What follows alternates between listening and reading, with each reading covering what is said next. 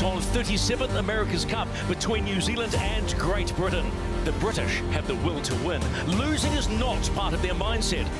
A crack Kiwi team has shown no mercy, going 4 up on the scoreboard. The scene is set for an epic day on the water. Very, very light breeze, so very difficult conditions for both teams. Carson. Yeah. Can Emirates Team New Zealand stay on the foils here? I think they're off the foils. Very nice. Not the view that Nathan Outridge would have been hoping for. Emirates Britannia have a gigantic lead. Nice work, guys. Let's keep this one going, eh? Keep this roll going. The fight back is on. We did a good job to get the boat around the course. Guys did a nice job to sail the boat fast and give one for the team now.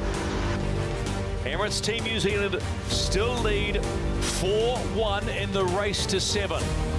It is full on and fast. I'm sure we're going to see some engagement in this pre-start. We'll go for the pin. Here we go, boys. Here we go, boys. Emirates Britannia are in control, and they have brought the fight today. You know, obviously we're a bit disappointed we didn't get a win today. Momentum has been broken in a big way by Emirates Britannia. Cross by 2, like. We ultimately made too many mistakes and didn't really deserve the wins today.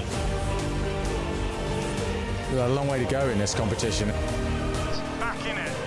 Momentum is with us. It's 4-2. You heard it. They're back in it. We just want to make sure that we keep that momentum going now and keep making those gains. And if we do that, I think we can take it all the way. We can see the game's getting very dynamic in the pre-start, so it'll be back to the drawing board tonight and tomorrow and come out on Friday ready for some new action.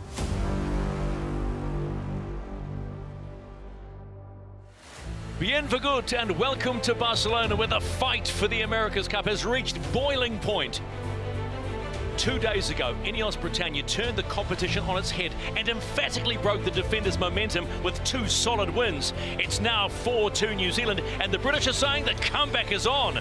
New Zealand know all about the danger of comebacks, but also recognise they made mistakes to open the door to the challenger. Their plan ahead, to firmly slam that door shut.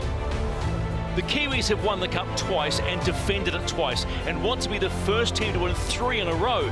The British are already making history, having won a race in the match for the first time in 90 years. So who will get their name etched in silver? Currently on the scoreboard, the defender holds the advantage. Today is going to be a day of delight or despair for either team. The math is simple.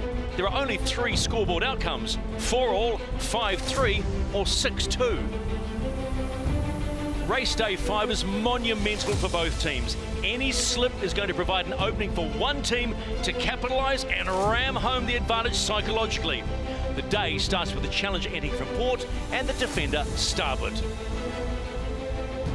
Dockout's always an emotional affair, but the pressure is now truly on the defender, Shirley. Yes, the defenders were uncharacteristically schooled by Ben Ainsley's outfit last time out, and there's little doubt this team will have gone through some intense backroom debriefs over the past 24 hours, with a focus very much on the start blocks. We can expect drivers Pete Berthing and Nathan Outridge to have sharpened their game. They have to. Losing 2 in a row will have been a big wake-up call. Today, they have to wrestle back the momentum.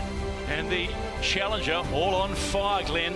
Yeah, well, birthday boy Jim Ratcliffe will absolutely be wanting to move with that momentum going forward. The team will really be wanting to lock in another race, 2 wins, and actually go into the end of the day on 4-all. Yeah, there's a real sense in the British camp of building momentum, and most importantly in sport, belief. And belief can do so much for a team. Let's check what the weather holds on race day 5. It is a momentous day in this America's Cup, and once again Barcelona seems to be enjoying adding to the jeopardy. The teams have a lot to think about. The wind is coming from the northwest, blowing from the city, swirling around everything in its way. It's going to be, well, erratic. Currently we're seeing between 8 and 14 knots, but we can expect plenty of shifts and big changes in wind pressure. We're keeping a close eye on all the crazy fluctuations in the breeze with the assistance of Windsight IQ. It's a laser radar system which tracks microscopic movements in the air. On a day like today, it's rather helpful, and even the coaching team's watching the broadcast to see where it goes. As we've learned, it's very accurate. Green is above average pressure and blue is less. We then push that through AC75 performance numbers, and we can have a pretty good go at predicting the optimum route. And right now, the Ghost Boat is hitting the right-hand side of the course upwind and doing 3 tacks. Let's go, race number 7 in the match. Ben Ainsley's stellar career has in large part been defined for his ability to come back against the odds. And if he needed any reminder of that, their performance 2 days ago will definitely have added to his belief that this match is far from over. Opposite Ben, the composed Dylan Fletcher, the performance team of McMillan and Mong continued to demonstrate an extreme level of calm under intense pressure. And the demands for oil are constantly met by Rossiter, Hunter Cornish and Matt Cottrell. After some unforced errors in race 5 and 6, the defenders have conceded 2 race points to opponents Ineos Britannia. Will they be able to stem the tide that has begun to turn? Needing to capitalise in the shifty offshore conditions today will be an eyes-out boat race day. Helming the AC75 is Peter Burling and Nathan Outriggs, and keeping the Kiwi yacht clearing the water surface is Blair Tuke and Andy Maloney. On the pedals powering the sail trim is Dougal Allen, Cam Webster, Hamish Bond and Louis Crosby.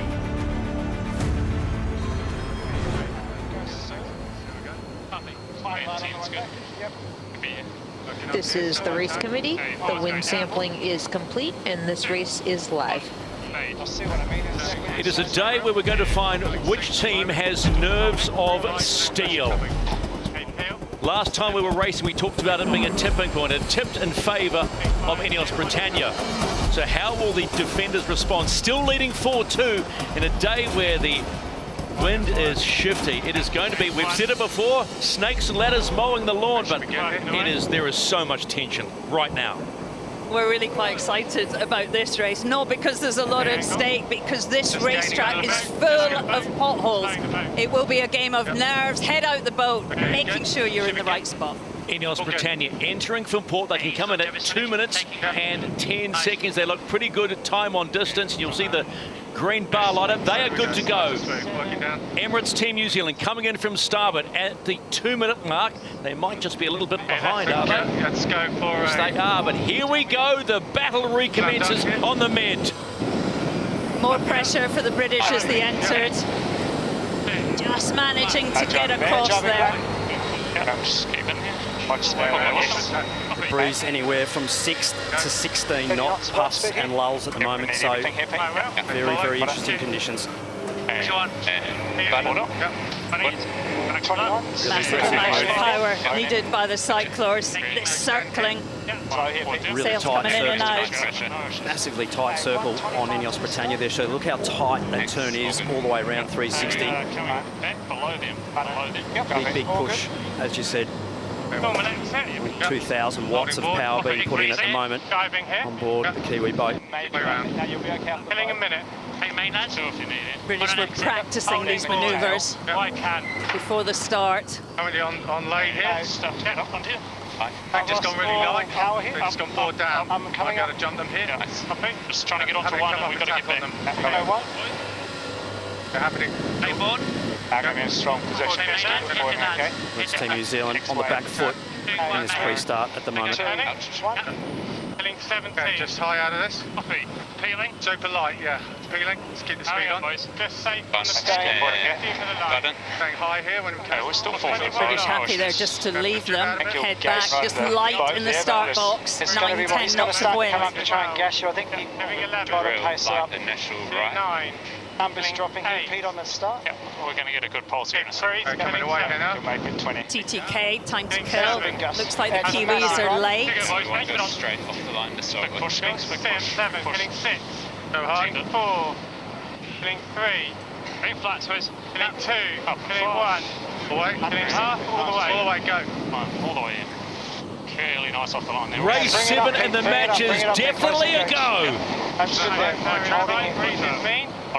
They're still closing gauge. Just getting their nose out. 10 metres back from the line, doing 40 knots. Over speed on that line. It's so useful. Just a couple of knots more boat speed by Ineos Britannia, but right-hand shift at the moment, so you can see how far up the boundary both boats are getting. Emirates Team New Zealand possibly getting the best side of that fan of pressure coming down. Which BMGs here? We're right bottom edge of puff. We're good. We'll hit if they come, okay? Understood, Pete. We're doing really well. Really well here, okay? See the dark water. Still a high mode on Like us. Nitridge was talking about. Kiwis have a lovely puff here. On exit. Yeah, just normal. They will tackle us. 2, 1, go board. Just normal, guys. Really nice spot, bro. Emirates Team New Zealand landing right on Ineos Britannia's face. The British will have to tack out of here to clear their air. I'd be surprised to see the Kiwis come back with them. PMGs now. Oh, maybe to carry on a little bit here, right? Yeah, a little bit. But it's right. Next breeze in 15 seconds. Okay, flat boat now. On board Ineos, got bounced there. Emirates Team New Zealand pre-start were talking about the right-hand side, and Nathan Outridge was talking about pressure coming down the course. The New Zealanders have hooked into that. Ineos now coming across on starboard to the left-hand side. There seems to be a little less pressure on the left. We are in a massive right-hand shift. We're seeing 310. Like on 40 degrees to the right. Huge gain to the Kiwis. Yeah, massive shift there. That's why Emirates Team New Zealand did not come back with the British team and hit them back to the left. They saw a huge gain out to that right-hand side, and they have taken a mega lead in this race early on. Fast and BMG build. It's going to be soft at the top there. You have a real good look at it, mate. Yep. Nice pressure coming down. This is the race committee. We are moving the leeward gate, shifting the course axis to 287. Okay, let's do that. Yep. Okay, it's another 15. It's not far to lay, it's the only thing. Pace up a little. Happy any time if you want to do it, guys. 2, 1. A lot more chat on Emirates Team New Zealand from Nathan Outridge today. Let's wait here. Really keeping the comms strong between him and Pete. Yes, agreed. Good pressure. Left turn early job. Sorry, I got white high there. Really puffy offshore conditions. Turn looks light, eh? Suiting those that love sailing copy. lake and offshore. They must be overlay at the moment. Yeah, I mean, they've got a long way overlay at the moment. How are they looking at their blades on shift? They're just tacked. Look a little light and left at the minute. Yeah, we're 35 this way. I think we have to go quite soon, annoyingly. Just look at something coming out the top there. Yeah. Ineos Britannia waiting for a shift. I mean, currently the course is 30 degrees offset from the breeze. Yeah. The British making some big gains back up through the middle section there. Emirates Team New Zealand. Still a gain, but bow down in comparison to Ineos Britannia. Going about 12 to lay, but real open on this. Yeah, it's all about the pressure, and Ineos have done very well at the top of the course, but it's just about equalising the game out and keeping it conservative. Just want to make sure we don't get at the top of it. Let's go left direction. Yeah, left. Race 7 is turning into a real battle, and we're only at the top gate for the first time. 3. But the defender leads. There we go. Yes. In comes Ineos Britannia. Gains upwind. We know they are quick downwind. Massive wind shifts on both boats. Emirates Team New Zealand just slingshot into a jibe to get straight back into that right-hand shift. And you see both boats getting absolutely carted down the course at the moment. British 3 or 4 knot boat speed advantage at the moment. The breeze at the top has got another 10 degrees to the right. We can see that they're nearly heading for the finish. I think you throw it, it's missed.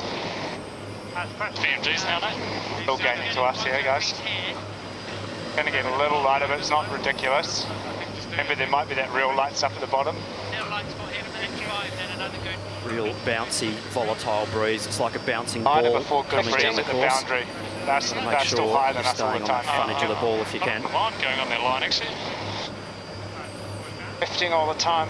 Yeah. We're going to get wind. What, me? Planning? In mine. 2, 1, board. Little hook up here. Good name, boys. This is the race committee. We are moving the windward gate, lengthening to 2 nautical miles and shifting the axis to 295. Nice. Team New Zealand, Simo Jive, just keeping in phase with Ineos. What's noticeable is Ineos has got a bigger jib on. They've gone for a J2. New Zealand's slightly smaller on a J3. And the advantage with the J3 is upwind, the advantage downwind because of more sail area, the bigger jib for Ineos. So like any time in the next 15, it's good to load if you go soft, okay? Still defending the right at the moment. You guys have a good chance. Kind of in the 5, I think. It's getting soft in 5. Be ready to go if it drops. Put down. Nice. Come on. Yep. Good solid comms between all four of the sailors, the drivers and the trimmers on Emirates Team New Zealand. Just having a look at both boats potentially sailing into a big increase in pressure coming into this bottom sector of the course. Very nice spot in the breeze here. Intentional lay here if there's not much more. Otherwise, pretty easy the right turn. They're just above your line. It's the mark on the bow. Yep, I gotcha. What do you like out of this, Blair? You got best eyes? That's obviously a huge right favoured, but the right boundary's a little soft, so sort of play in the middle of the course up through here. Yep. Voice of I'm kind of keen to take a too. little dip and try and lay. It's interesting on this boat, isn't it, that they really involve the trimmers in the strategical decision making. If we lift, we might have to jump, okay? Yeah, if we lift trust that, each they're other. not, so pretty easy either way. I'm lifting and going soft, jiving here. Pete and Blair on opposite sides of the boat, sailed together for decades. Both teams are in top gear coming to the bottom gate for the first time. They will complete 2 legs of 6 in race 7 of the match. This is getting a little spicy with the way the wind is playing out today. Nice, get her up on the wind when you can. So that's 300. Just on the bottom of the Smiles around in Kiwi corner. Ineos Britannia takes the right-hand mark, as you said. Head upwind for leg number 3. Nice. A bit flat, Bill. Hey, yeah. Big Really pressure. difficult, Shirley, to defend in these conditions. So dynamic, the breeze, so very, very difficult. You can throw away a lot of distance by trying to keep in touch with your opponent. You need to sail the course as much as you can. Great view for us, Glenn, with the wind field. This is the best breeze. Sailors don't get this view, but you can see the top right-hand corner. That breeze is rolling in. So that's about in the middle numbers. I think so, yes. Yeah, it looks light at the other side of it. Agreed. That's sort of what it's going. On board the chase boat for Emirates Team New Zealand coach Ray Davies. Ray, great start, and there's a lot of chat on board today. Oh, a lot of chatter, right? Tricky day, a lot of shifts, up and down a lot, and very, very dynamic being an offshore breeze. So, no, look, they're sailing really well. It's always going to be super challenging, and where the team picked a real nice right shift, Sam got that through to the boat, so they got that initial advantage up the first beat, which was great, and they're sailing really well at the moment, but a long way to go. Yeah, so far so good, Ray. I mean, what were the key changes you made from 2 days ago? Start steadying up for the righty. Just being more accurate. We got quite a bit more performance out of the boat, which is really pleasing, but we did that in the shed. The guys are working super hard, and a lot of analysing of the data, and the design team have kicked into overdrive. It's been awesome what we're getting out of them. Thanks, Ray. Go well. Hey, they came back with us. We've got like a 40-second lead, so keep sailing the wind. Yep, on a good phase in. Massive line of breeze out on that right-hand side of the course, Shirley. It's really Probably soft 3 or 4 in the knots middle, more left, right. trimming speed on that side of the course at the moment compared to the left-hand side. Yeah, we've got the readout from the top marks. It is 14 knots on one mark and 8 on the other. This course is full of potholes. Stand by. They're going to go all the way. Massive header there, really, really swirly breeze. You see how much that AC-75 is getting thrown around. Down. 2, 1.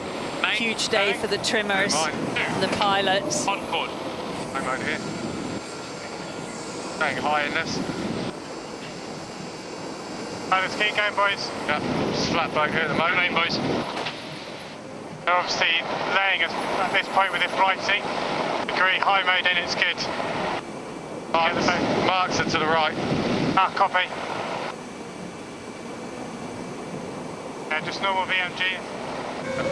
Real dynamic day, and just on the jibs, they're on different jibs, but you're always either under and over in terms of the wind because it's up and down so much.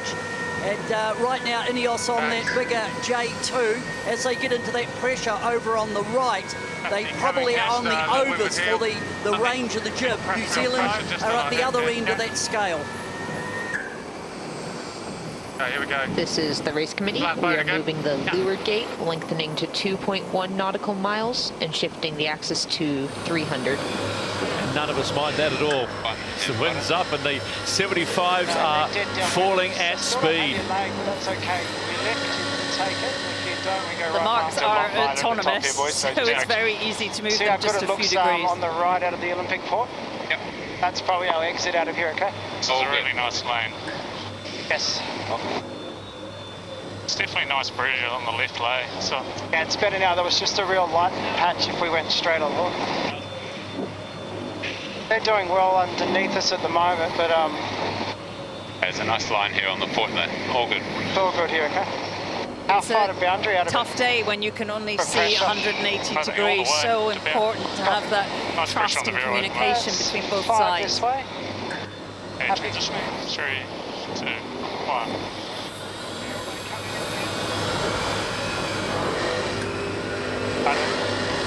Beautiful tack on board. Emirates Team New Zealand. They'll be looking for a right turn. Pretty soon. Half of race 7 is about to be completed, and Emirates Team New Zealand have a healthy lead on the official challenger of record.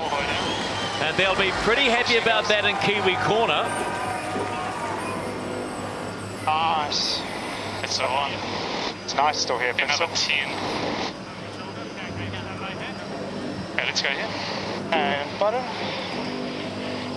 Jibing right in the meat of that puff. That's exactly what you want to do. Just get the wind up and the slingshot straight out of that jibe, straight down the course. Ineos Britannia halfway through the race now. Hey, drive to match. 20. There's the crowd. They're actually all standing. They're on edge. You think we're on edge? Look at the crowd here in the fan zone. They're on edge.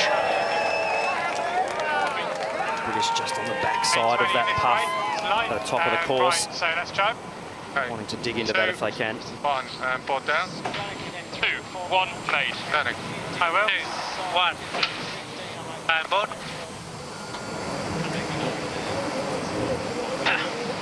Push on main lads. Hold.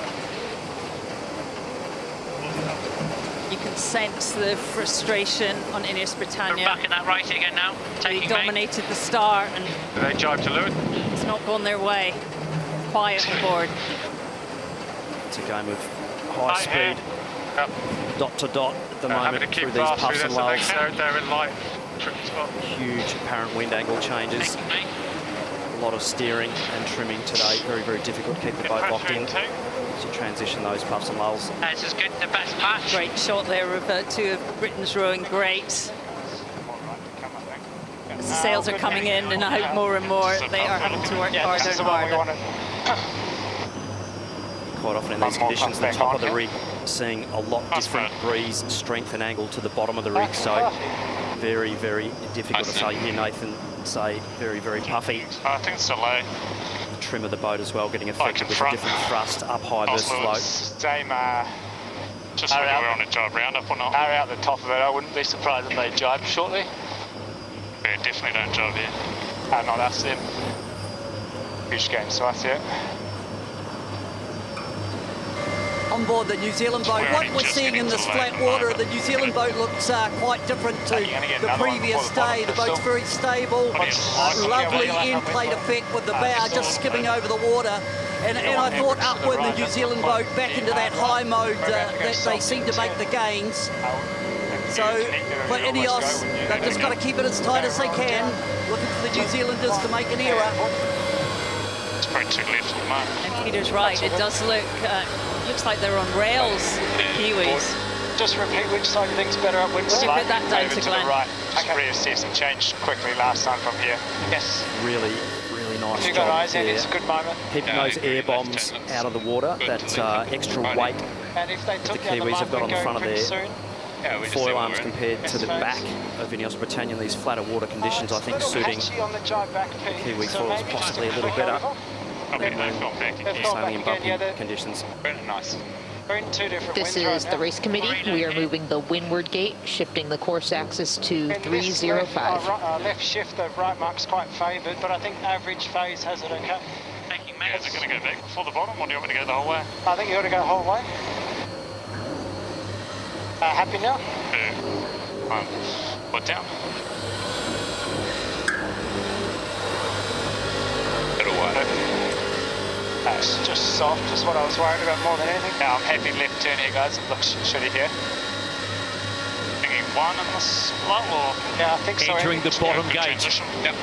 Emirates Team New Zealand will complete 4 legs of 6. Here it comes. They'll take that right mark as you see it, head upwind for the final time in race 7. Nice breeze all the way. And transfer. Yep. Nice wavy for it. Depowering Left of sail average package here. as they exit that bottom Yeah, mark. really nice left in. Kids Really loving it. close. Kids loving it. Pretty Fans light, but loving good it in breeze over here, Barcelona okay, so- on race day Watch the other 5. side there. How's it look that way? Why wouldn't you? This is one heck of a race. Ineos Britannia now powering into the Working up here. 2, bottom gate. 1, all the way. They take the left-hand mark as you would have seen it, Okay, here we with go, right boys. them, and Hit it. 2, 1, let's the course. chase continues. Okay, my trap, doors. Probably a little bit of windward. Yeah. Split here. Yeah. Let's go on the Ineos Britannia chase boat with Rob Wilson. Challenging day today, Rob. Yeah, super tricky day. I thought they did a real good job on the start, actually, and the boys from New Zealand just got into that little righty and just lifted over the top of us. And then they've controlled the race since then, but it's tricky, super tricky. There's a massive difference in wind pressure, isn't there? I think we've seen 6 knots and 16 knots. I mean, how do you even set up for that? How challenging has that been? Yeah, it's difficult because the tacks are obviously more costly as well, especially at the lighter end. Yeah, you've just got to try and link it all together.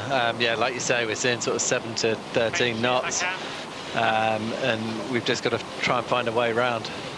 Thanks, Rob. I'll leave you to it. Thank you. Position flat in this puff. Yeah. This is the race committee. We are moving the finish line, lengthening the final leg to 2.2 nautical miles. Big pressure. Both teams Down onto us. having a short shift through their gearboxes, going from 40 to the 3rd to boundary, 6th, then to this 10th, and then back to okay, 2nd again with the sail plan. Yeah, we're going to that next Massive one now. power changes through the puffs and lulls, so huge job changing the aero package for best performance. You could easily bleed off a lot of performance by being either too deep or too flat with the sail plan. What about the foil size and shape? Well, we don't often talk about it. The sails are way more obvious, but they make such a big difference. Could they be adding to the Kiwis' success here?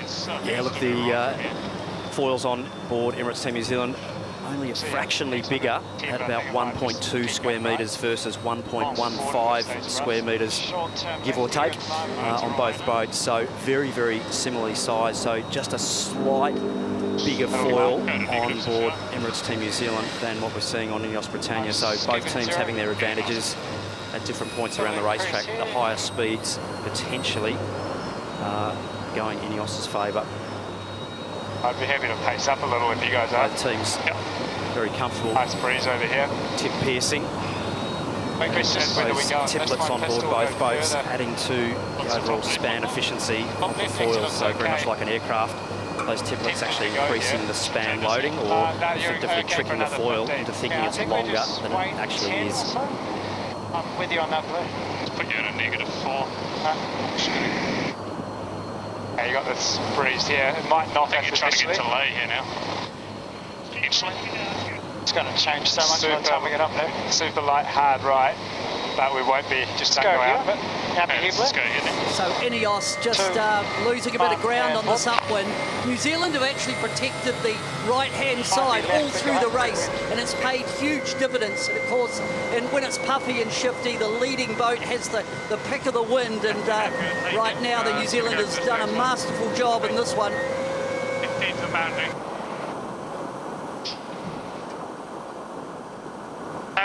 Stand by. And board. 2, 1, mate. Standing. Very well. 2, 1, go board.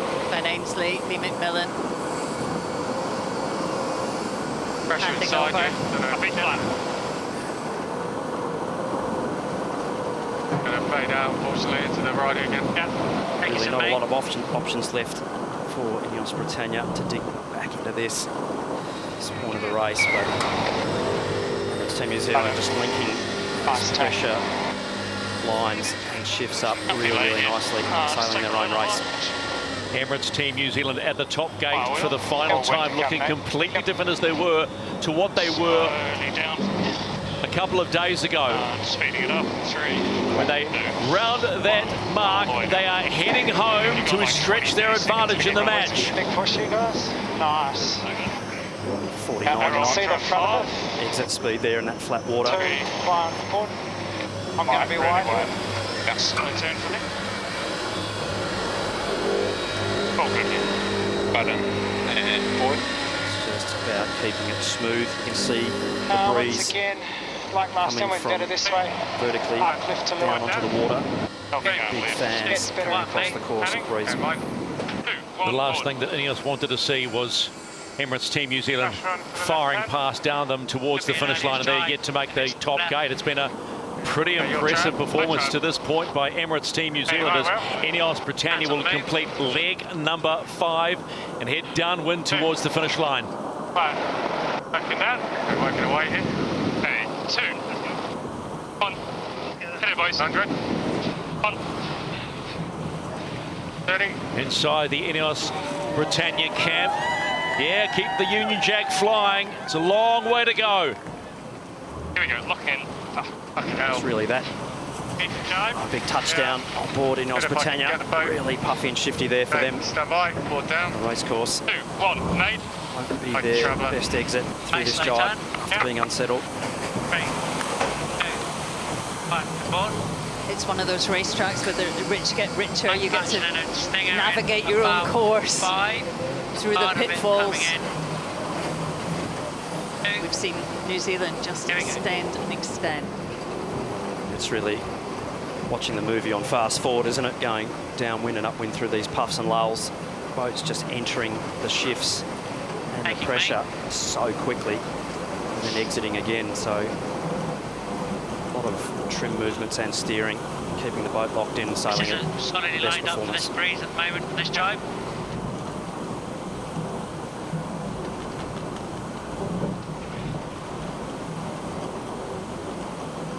Quiet on Ineos Britannia, not really much they can do from here. Unfortunately, a little bit of a delivery trip down to the bottom now for Ineos Britannia, but Emirates Team New Zealand just needing to keep sailing the boat well. We've seen a loss of rudder and a spin out at this point in time. Very costly, so they need to be locked in. It's amazing how what we've seen can happen in 2 days. You get a day off, you go back to the boat, and how maybe psychologically this will affect both teams. Now there's a lift, now there's a bit of a lull for Ineos Britannia. How they respond coming into the next race will be critical, because they can come back, do this to Emirates Team New Zealand. Suddenly it's again game on. But an extension of lead here will hurt.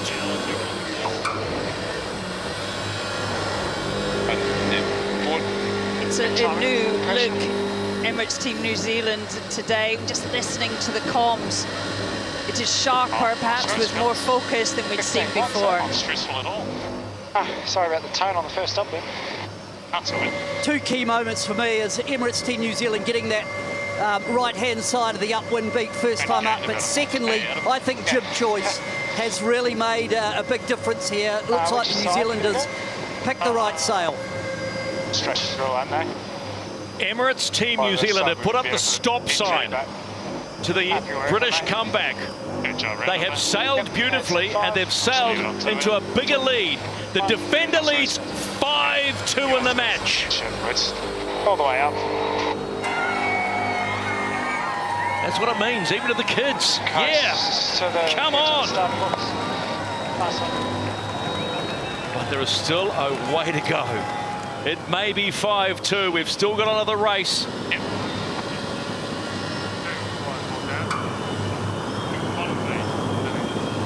Those that would look at that performance, as Shirley remarked, it is a different Emirates Team New Zealand today as it was on Wednesday. Big comms, healthy comms, vibrant comms. But now focused on race number 8. Tough one, boys. Just try and come back and get them in the next. Yeah. The British team will certainly be bouncing back in this next race. Big day of snakes and ladders. Ahead of us, thing is just ahead of us. Upping. Okay, pull it down. Ineos Britannia resigned to the fact that they need another win to keep going. Again, they'll go back into process as soon as they cross the finish line and think about the next race. Reaching. I think.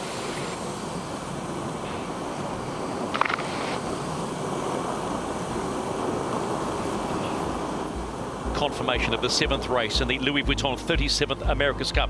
A 1 minute and 13 second win to the defender, and they lead 5-2. Yes, they get an extra dot. They had a bit of a hiccup the 2 days ago, and they have responded how they would be expected to by their team, and they get the win.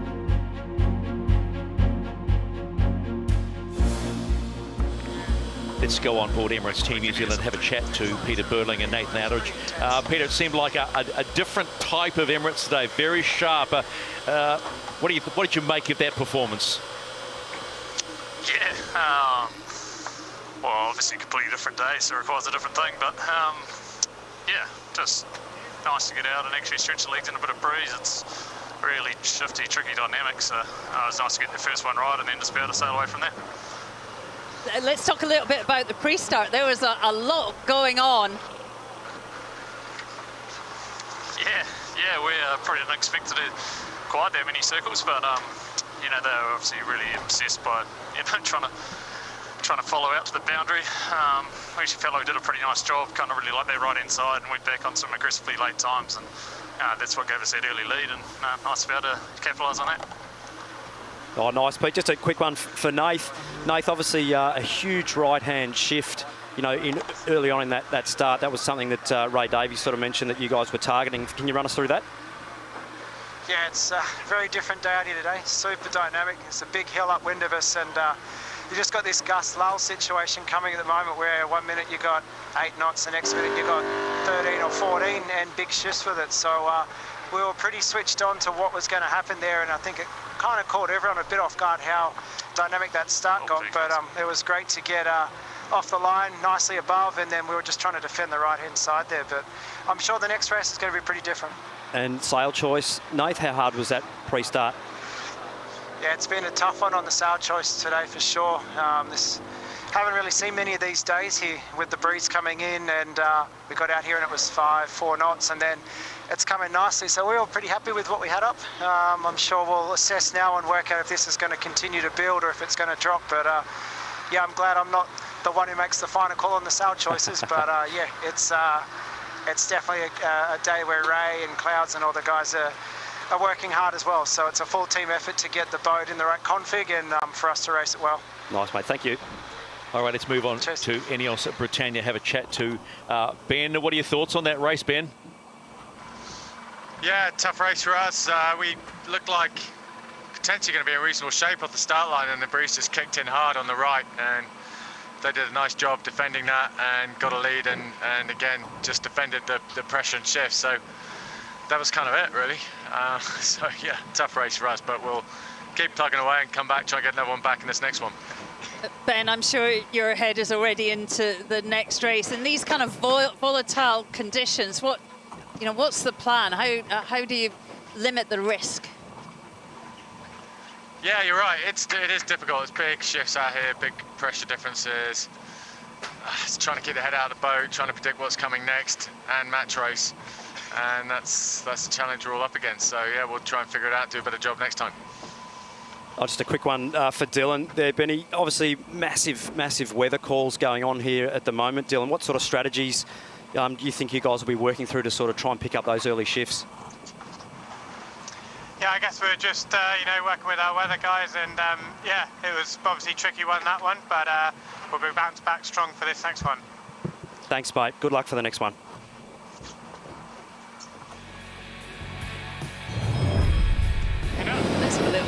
that race. It was all on in the pre-start. Ineos Britannia just getting ahead, having entered in port, and straight into circles.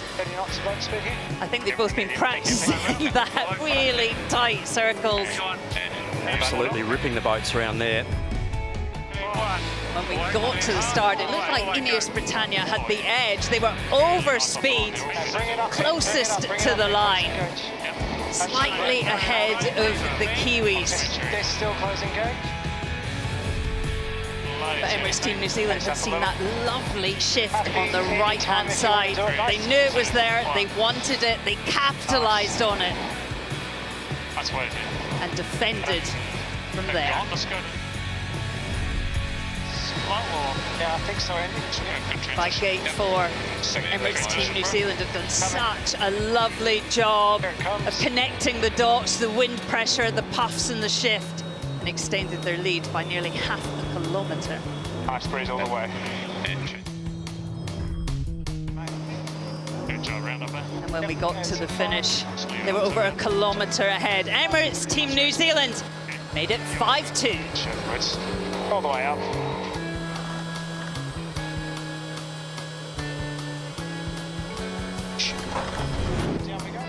Well, this was one of the most exciting moments, wasn't it? I mean, for Ineos Britannia, it was a very close cross after their entry. And then for the first time, they rolled straight into the jibe to get behind the Kiwis. Emirates Team New Zealand were ready to respond and fought to limit the options of their rivals and created a really tense pre-start with twists and turns that saw both teams working hard. It was the start that featured more than we're used to. More turns, more aggression, and all at speeds of more than 25 knots, where split-second timing matters. Clearly, Ben Ainsley and Pete Burling are not afraid to cut things loose, and certainly they both look to know that we're going to expect a lot more of this, and that is for sure. Just having a look at some of the stats here. Obviously a win for Emirates Team New Zealand, and they also get the best of the averages with their speed and not more than GBR. That is a big difference, which we could see with the big lead at the finish, basically nearly a minute there. The Kiwi VMG also impressively nearly a knot and a half more than GBR. That's the biggest performance delta we've seen with both of these boats foiling around the course. No one will want to see that any differently, and we're looking forward to this next race. Cyclor power, well, some huge pushes there from all the cyclors on both teams. Over 1,000 watts there again to Ben Cornish, but it's really the average around the track that's the most impressive numbers out of today's first race.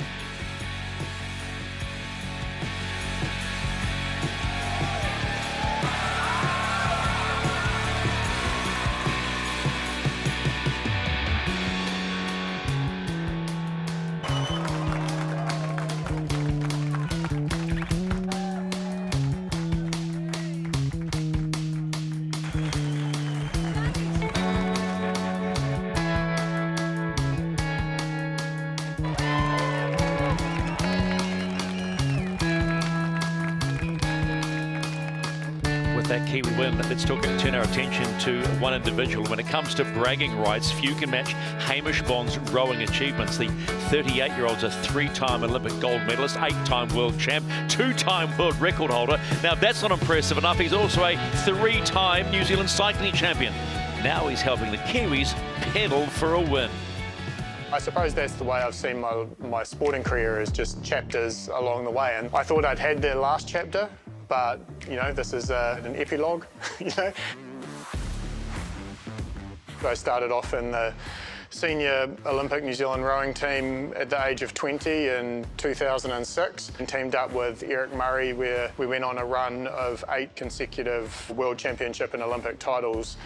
So these are my 3 gold medals, London Olympics, Rio Olympics and Tokyo Olympics. I suppose these medals are won on one day, but they represent, each of them, I suppose, 4 years of work to get to that point. One of New Zealand's greatest sporting careers has come to an end. I had retired from competitive professional sport, and Emirates Team New Zealand got in touch with me, laid out the requirements of being a cyclor on the boat. Certainly the trial was very challenging. A sustained effort is really in my wheelhouse, but I'd put that in the top 5 of my all-time suffering categories. Yeah, it's all part of it, and you know, you have half a dozen of those efforts a year that you can really go to that top level. My first experience on the boat, we went 50 knots, and apparently that puts me in the 0.00001% of sailors, you know, of people who have gone that fast, and that was my first time sailing on a boat. So for me, yeah, it would be like going into a skate park with a blindfold on. You know, you didn't really know what was coming up. You could go smack into a wall and, you know, really have a massive load to pedal through, and then all of a sudden you'd be in freewheel. The way I look at it, over the course of a race, you have a matchbox, and each time you put in a big dig, you know, you light a few matches. So you just want a few left, otherwise you've got no fire at the end.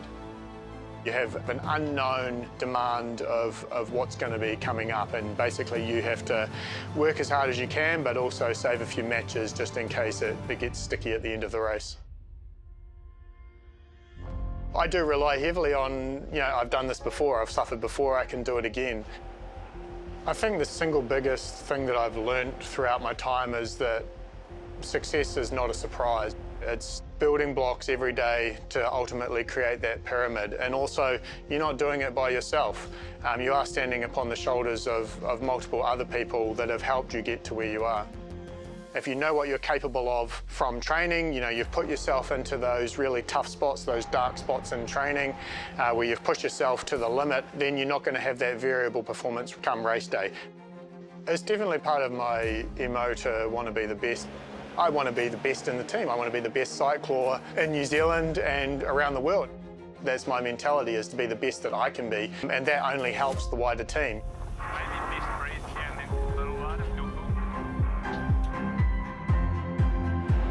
Race day 5 of the Louis Vuitton 37th America's Cup, and the fan village is chock-a-block, as we say, with fans from both Great Britain and New Zealand, and the momentum has shifted slightly back in favour of the defender. It's 5-2. There are mountains of spectator boats out on the course today, but we've just been looking at a story, great story about Hamish Bond, who has a 3-time Olympic gold medalist in a pair with Eric Murray, and then the New Zealand 8. I've met the guy. He's got the biggest motor I've ever seen, and he wouldn't say boo to you if you walk past him. It has been one of the very cool things about this Cup. Some of the endurance athletes in all the teams have just increased the level of that athleticism, and they've loved it. And Hamish Bond, he is absolutely the leader of the cyclors on that team. He's the cox. He makes it all work. Glenn, when you look at this team in that last performance, as Shirley quite rightly said, they sounded amped in that first race. It was a real chatter, particularly in the early stages. Yeah, look, the information that's coming down the course is literally, like we were saying before, in fast forward, and you have to process all that shift, the breeze coming down. You have to communicate that well, and the decision-making process has to be perfectly clear, but it has to be done very, very fast. So that's where you get a lot of communications on board at this particular time. It'll be interesting to see how it all unfolds as we head towards race number 8 in the match. Let's stay on the cyclor theme, shall we? Let's go across teams, though, to Luke Parkinson. Competitive is probably an understatement. The Ineos Britannia cycle lives and breathes the race to race the world's best. Practice is hard, but you know what? Losing is worse, which is why the self-confessed adrenaline junkie pushes himself to the limits. Back for my 3rd America's Cup. Another crack at the old mug. And yeah, super excited, and it's really nice to be back with the same team and have, you know, growing continuity with a similar group of people. Sailed all my life, well, as long as I can remember anyway. I think the Cup really started to become attractive when the famous Alinghi catamaran and the Oracle trimaran sort of came onto the scene. Race 2 America's Cup 33 underway. What a dramatic start. To me, those boats just stood out as, you know, revolutionary, kind of started to change the sport really quickly.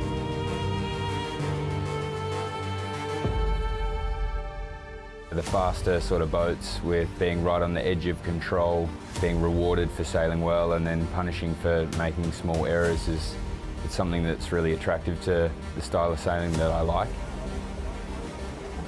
The foils in particular really fascinate me, and the forces that they give to the boat and the response you get and the reward once you lift up out of the water. Yeah, it's something I really, have a big interest in. So it's kind of led down that path of chasing this shorter, faster course racing. That's an issue there. Yeah, faster, similar angle at the minute. The first taste I sort of had was back in San Francisco, the first edition of the Youth America's Cup. First time the kids got the keys. USA. Go. We were playing around out in the water trying to learn how to sail, copying the older guys.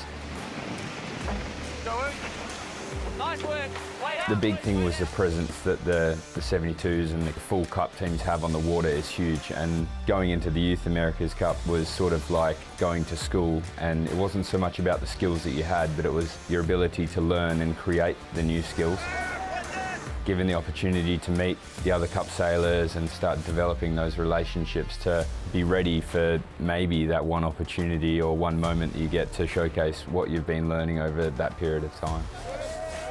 Looking back to San Fran and the Youth America's Cup, there's a lot of familiar faces that we're still racing in, still trying to beat in multiple boats today. From there I sort of stepped straight into racing in the Volvo Ocean Race with Ian Walker, and then moved into the Cup world, where I was really lucky to join Ian Percy and Artemis.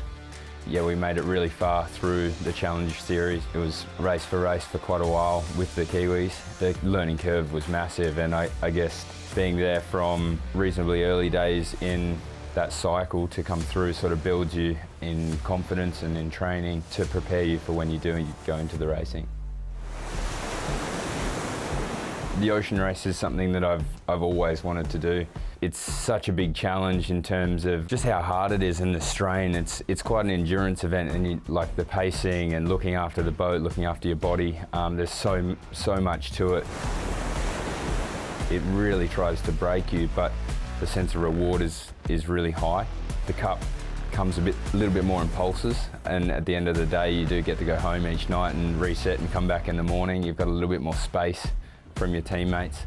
So it is a different game, but there's a lot of similarities at the same time. When it gets pretty hard, I just sort of like to think about the guys who missed out on the opportunity or they didn't quite get it, and that sort of gives you the drive to push on. If you don't do as much as you can, you're kind of letting all those people down. You're away from family and friends, and all those things that you're giving up and those sacrifices, they're all things that you've traded off to have the opportunity, and you sort of owe it to them and yourself and all the things that you've given up to do it, so you may as well do it properly.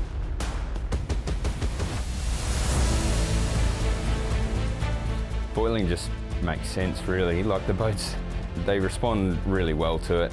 Foils are getting better and better. It is really changing the sport, and it changes the presence of the sport, and sailing's no longer a slow, relaxing thing that you'll see day to day.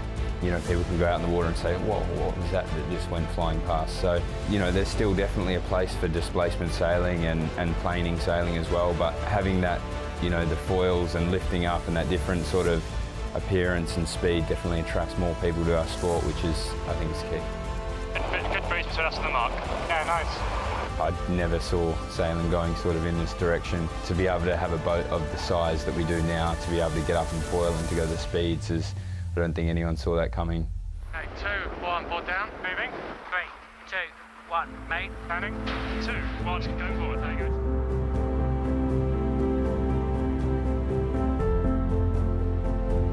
We have just been watching the story of British cycler Luke Parkinson, and Shirley, it is a really good story, isn't it?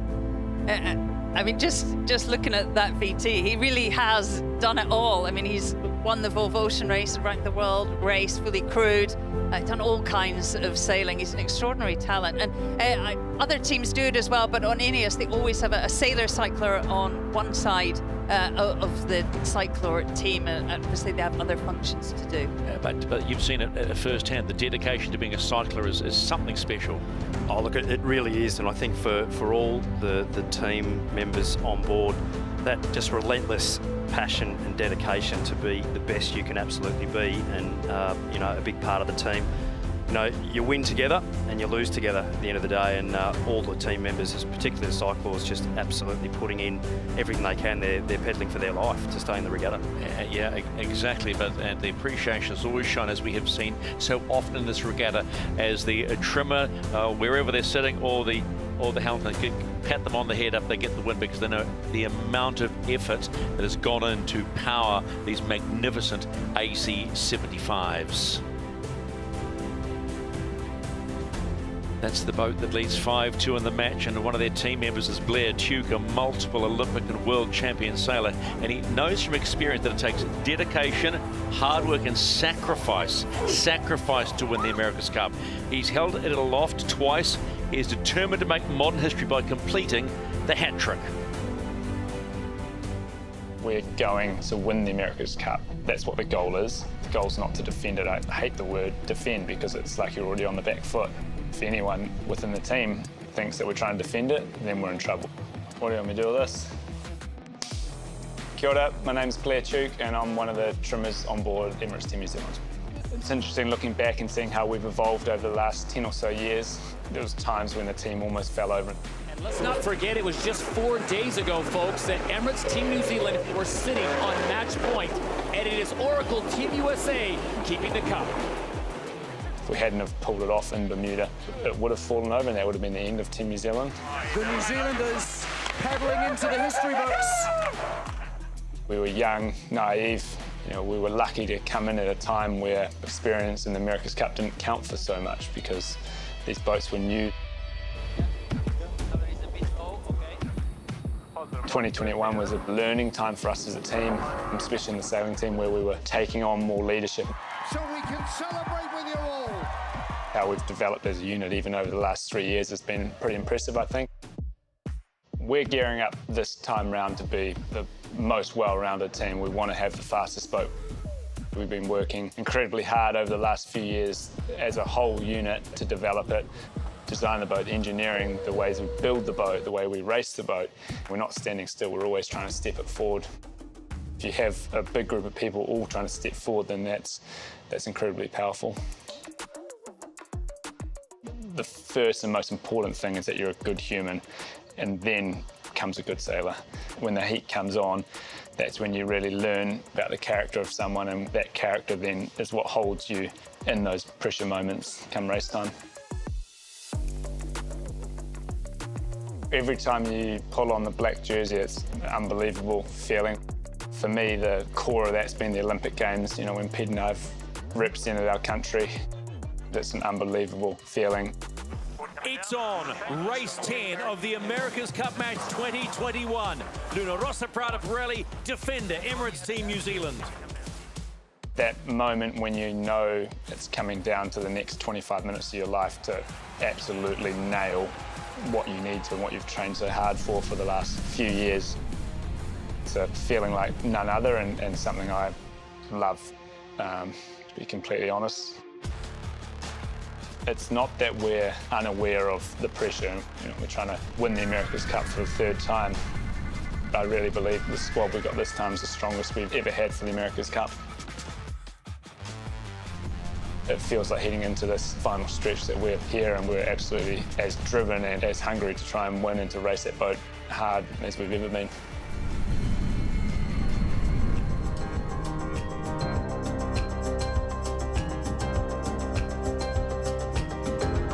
Many passionate Kiwi supporters out on the big fleet today. We've been watching a magnificent story about Blair Tuke. I love his mindset. He said, I don't like being called the defend. If you think we're going to go out and defend, we've got to go out and win, otherwise we're on the back foot.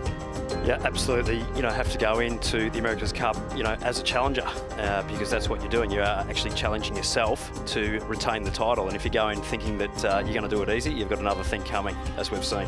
Yeah, pretty impressive. But what is impressive is that we have seen this, an ebb and flow here, surely, in this match. And you really don't know what you're going to get next, do you? It's been impressive how after each turn, each team's come back. Massive improvement, a huge reset. And that was a class race from the Kiwi outfit. And jibs down, so what will they put up ahead of race 8? We are not too far away from that. And another story will unfold in the history of the America's Cup. Ineos Britannia, they need a win, and Ryan Todd Hunter is one of the powerhouses of the British Challenge. The Ineos Britannia cyclist had to sacrifice his Olympic dream and set aside a successful rowing career to make his debut in the America's Cup. It is, he says, a small price to pay.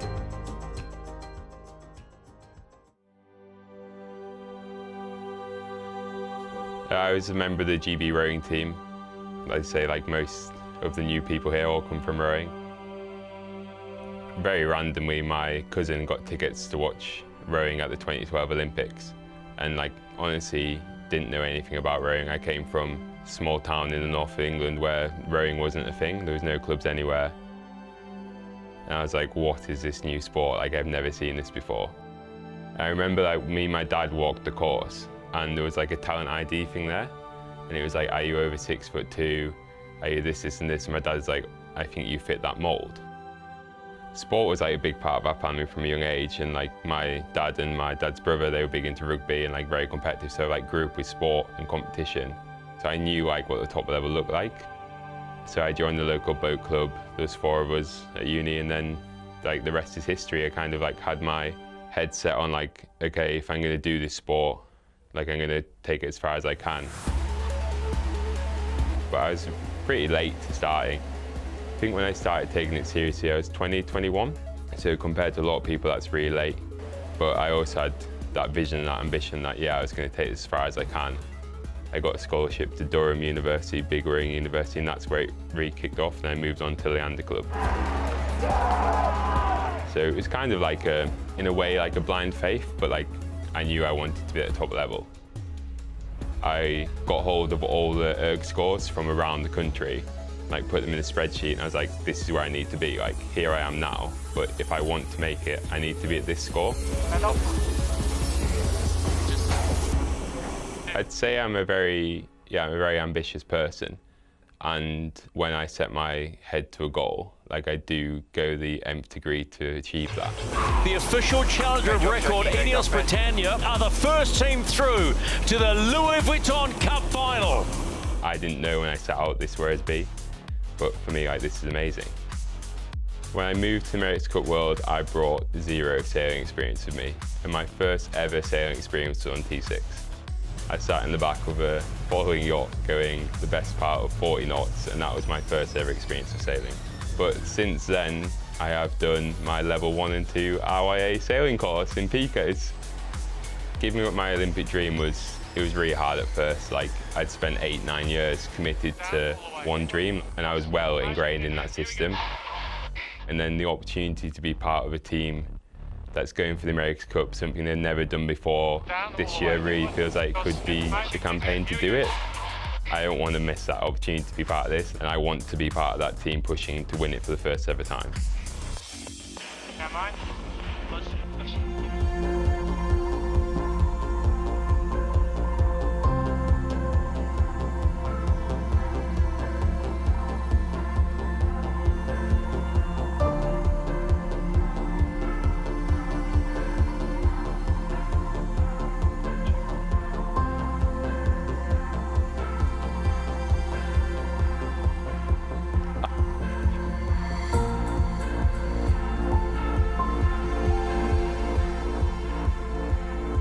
Heading towards race 8, let's talk about race starting.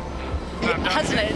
They are brave and bolder, getting really stuck in. It's a lot more entertaining. This was the last race with a cross of, it was only 12 metres on the entry between the boats, and straight into those really tight circles. We wouldn't have seen that a month ago. No, really incredibly aggressive by both teams, throwing the 7,000 kilogram carbon fibre missiles around in circles, and some incredible boat handling, Shirley. Really, really impressive to watch. Yeah, and the judgment of Ineos there. That is, we're just going to look at it again here. Look at, yeah, you got to hold your nerve. I'm sitting back in my chair here. I mean, that is nothing in terms of time. And so the accuracy of the sailing is just, I mean, it's just through the roof. Yeah, the confidence, I think, from both teams in their boat handling and being aggressive. You see both teams out there training and practicing and doing that in anger, under pressure. very, very impressive to watch, and both teams fighting hard to get the upper hand over their opponent and get off the start line with a small advantage. Alrighty, let's roll back then to race number 5. Yeah, remember this one. Kiwis were slightly late into the box, 4 seconds late, which meant it looked so dodgy for the cross. And just at the last minute, they decide to jibe out, but it was so soft. Look at the wind pressure. And they're only going into that jibe at around 26 knots of boat speed, so just not enough pace on and not enough thrust from the sail plan to exit and keep the boat on the foils there. Ineos Britannia winding back up onto course, re-accelerating and then pulling off their manoeuvre to come back, staying on the foils and then putting Emirates Team New Zealand, Shirley, back in the dirt. Yeah, we heard that lovely comms line, you know, gas them, and they did twice. And the Kiwis were just sitting ducks, could not get going. No one likes to get gassed. And then we move into race 6. This was interesting.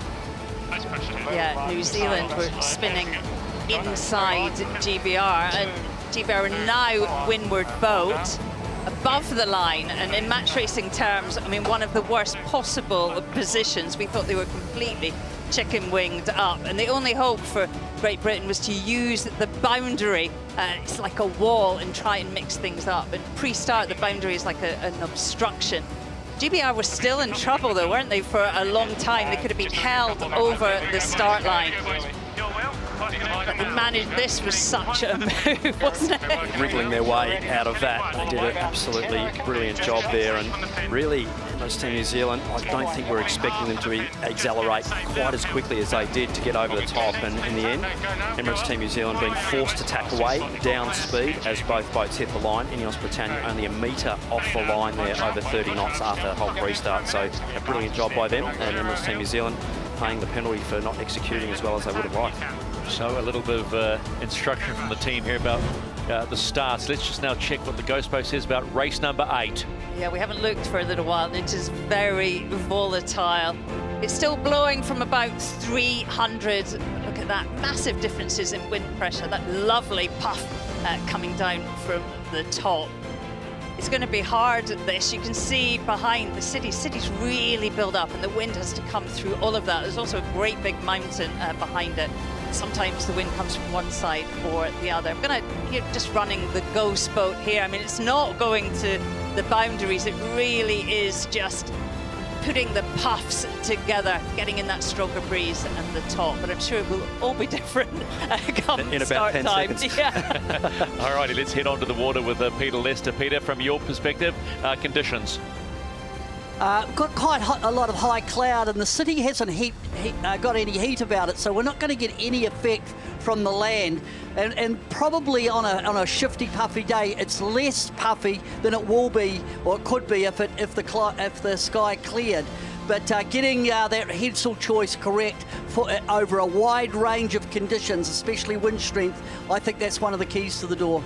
All right, thanks, Pete. Appreciate it, man.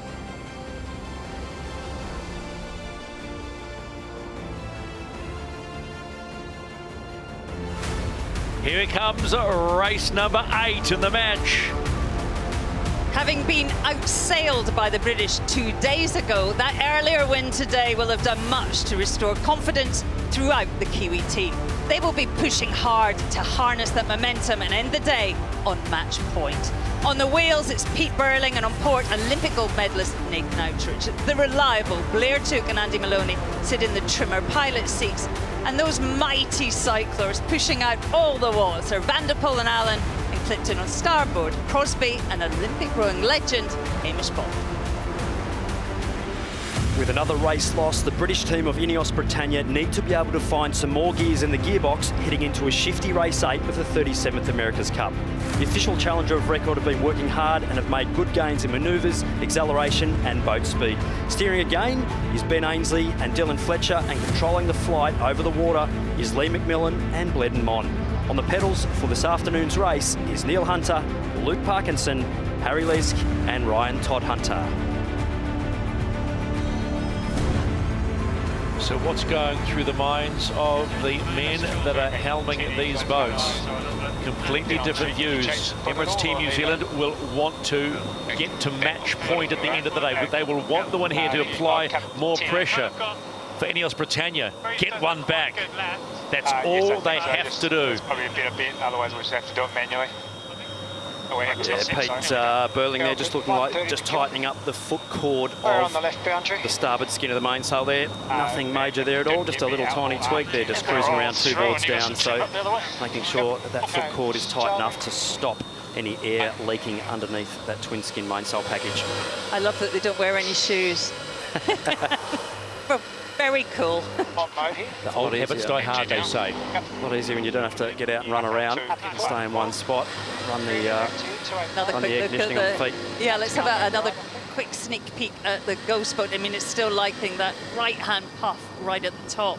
And also starting at the right-hand end of the line, a little bit of bias there. Huge swings in wind angle and pressure. It's going to be an interesting one, this one, to see what the approach is by Ineos Britannia. I'm sure they all want to, you know, try and put a nail in early. It's so hard when you're fully in the thick of those pre-start turns to get your head out the boat and see what's happening is absolutely crucial and really quite hard to do. Massive crowds in the fan zone. They all know who they want to win, whether it be Ineos Britannia or Emirates Team New Zealand. Wow, the plastic Kiwis have come out. And there is team base for Ineos Britannia. Never stop believing. Let's now confirm that we're going racing in the 8th race of the match here in Barcelona.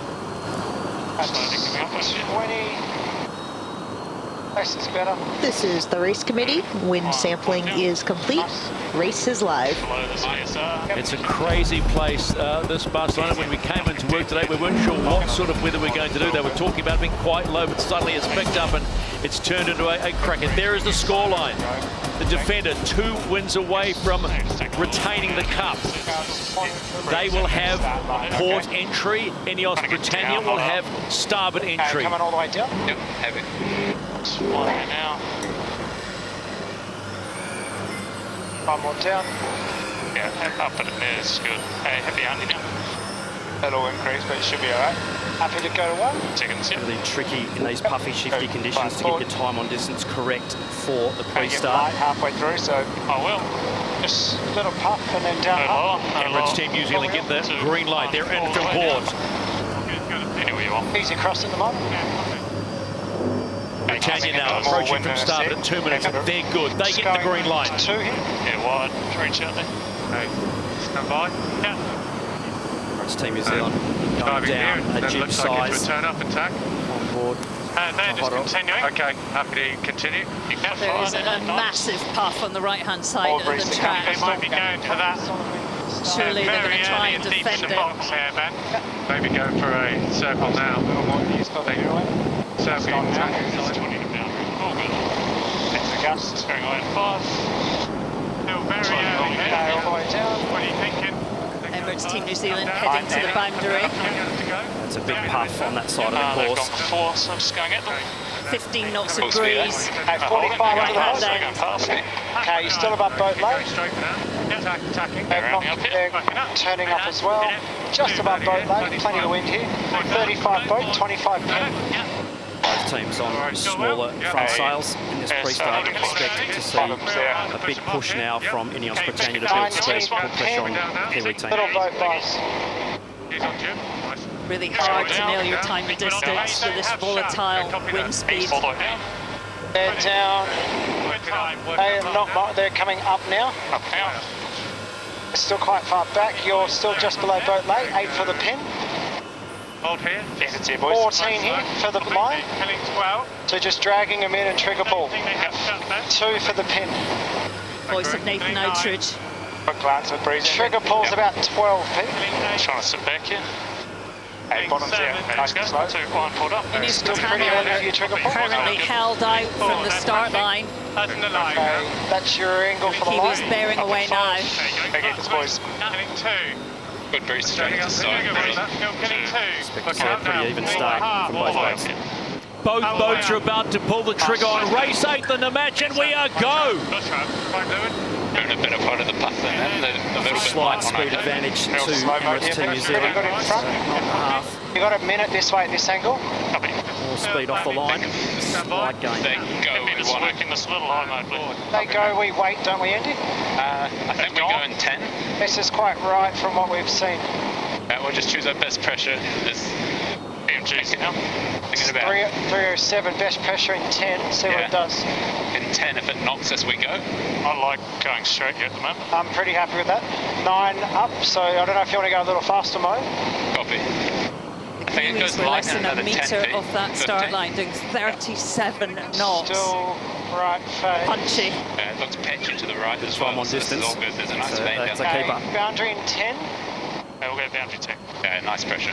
3, 2, 1, port down.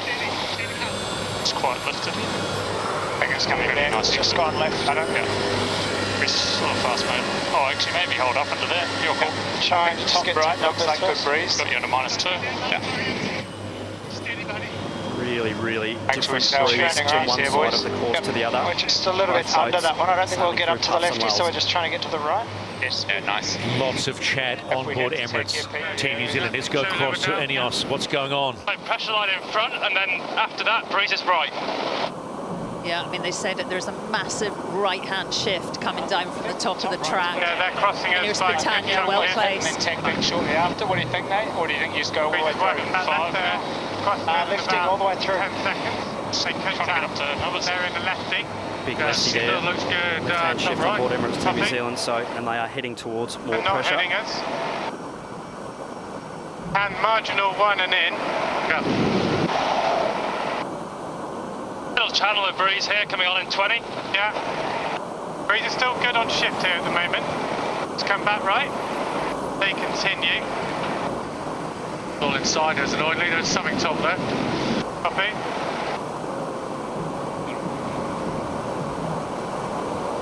Yeah, we're in good breeze On here. board That's Ineos up as they come across on copy. starboard, Still but it's not a day marginal for for 1 classic and in. match racing. It's a day for working the wind shifts and the pressure. That's why you're seeing such a big amount of separation between the boats. The New Zealanders have pushed all the way to that right-hand side to get into that pressure that the LiDAR radar is showing on the right. They've really worked. It's like sailing in Auckland off the East Coast bays. Bread and butter for Peter Burling. Now,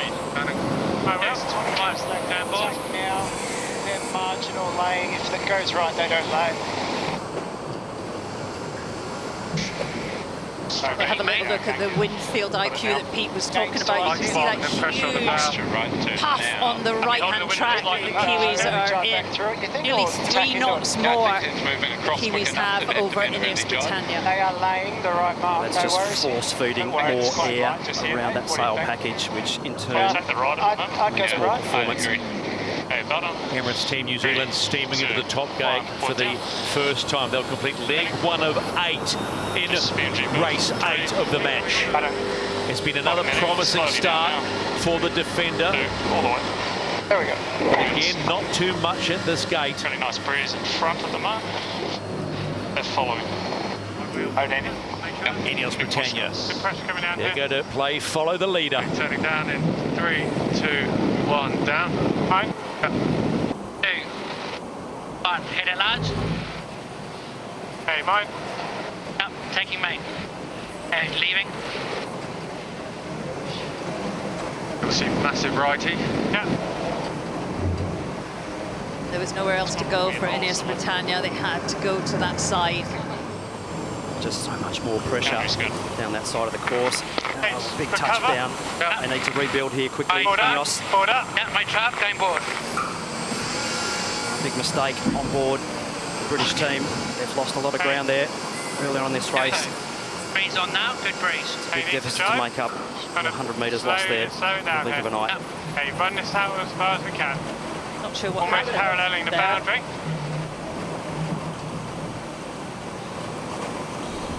Okay. Look on board here. Oh, yeah, a little skid of the rudder, and then a big touchdown For cover. on board Ineos Britannia. So Forward up.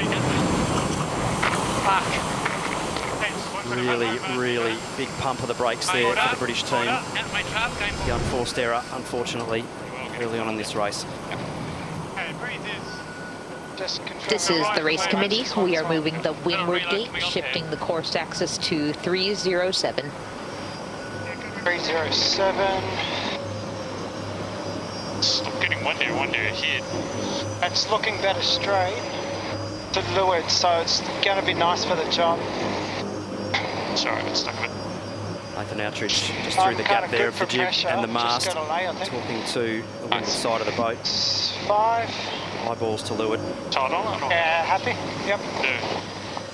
1, port down.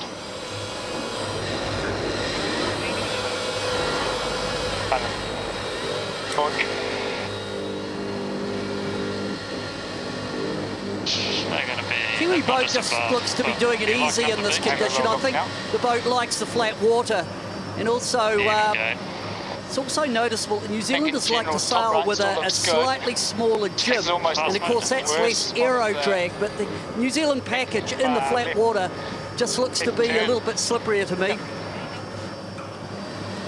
Head turn, if they split, we tack shortly.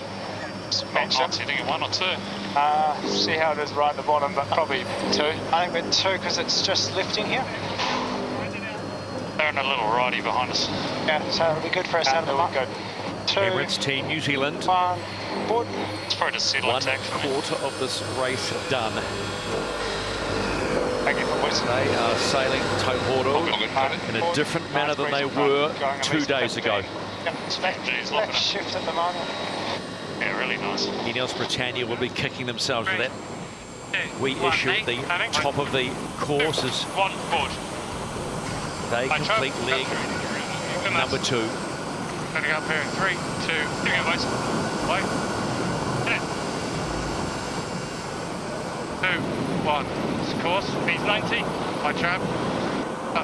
Crowds on edge early in race 8. Big crowds. How about that?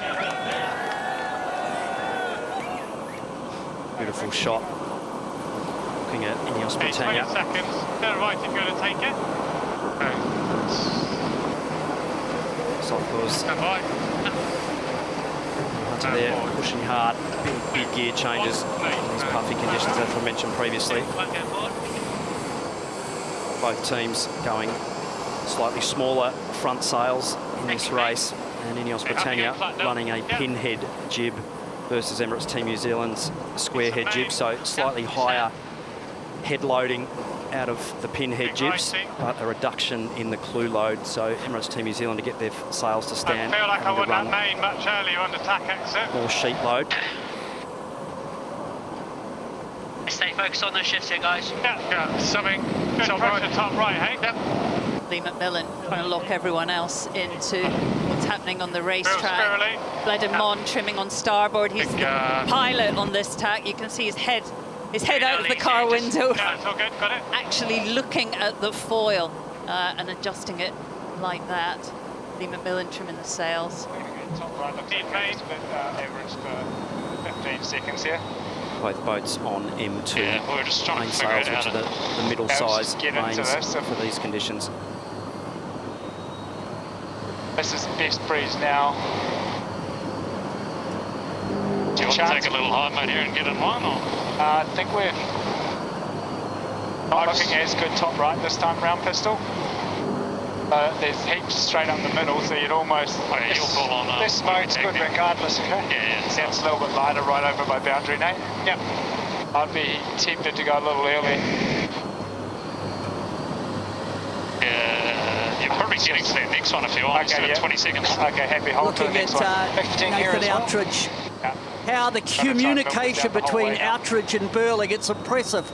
Then look at the beautiful sail plan of the New Zealand boat, enjoying the flatter conditions, good end plating. The other thing that I'm thinking here is, we talk about VMG a lot, but today it's about VMC, so the straight line speed between the markers, not as opposed to straight line speed directly into the wind. I definitely think it's between the markers day, and New Zealand, just keep the bow pointing at that top mark and you'll be there or thereabouts. Should come back. I think we're just on the wrong side of the fan right now. It's good pressure right turn again. It's a little softer left. Quite soft on the left bike at the moment. Yeah, you can left turn early drive or right turn? It's closer to left turn early drive this time from what we can see. Yeah, I'm happy with that. Yeah, heavy. Let's watch them. Yeah, they're, yeah. See the little woolies on the jib there, just indicating a little bit of stall there right at the front, or sailing into a slightly bending breeze. Emirates Team New Zealand, a little teeny splash down heading into the top gate, but that's 3 legs completed and heading downwind. They're fine, all good this way. Get those plastic Kiwis bouncing up and down if you've got one in your head. That's a lot of fun, right? If you're between 5 and 12. This is down at Barcelona Beach. Crowds have just stormed in over the last 4 or 5 days to soak up the atmosphere of the Louis Vuitton 37th America's Cup. Ineos Britannia. Turning down in 3, 2, 1, all the way down. 3 legs completed, 5 to go. 2, 1. Powering up. Hey, my trap. That last upwind beat, Shirley, Emirates Team New Zealand, just strung a couple of really big shifts together and just sliding away on this downwind. Taking main. Good. Both boats nicely locked in. It doesn't look that great the other way, but Good breeze just on our hand. Yep. Getting into it now. big lefty though, isn't it? Stand by. Yeah, let's go. Forward down. 3, 2, 1, main. Turning. 2, 1, forward. Ineos just rolling into a jibe. They were getting over towards the boundary. Up come the four-alarm. Ineos's mainsail just looks a little bit deeper in the foot to me than when we were looking at Emirates Team New Zealand earlier. The other thing that's going through my mind, this is a classic day that the meteorologists absolutely have to be on song, and Emirates Team New Zealand absolutely have one of the best. Bit of a character, but Roger Clouds Badham, I could just feel what he'd have been saying to the boys between the race, and he's picked it up for them beautifully. Copy.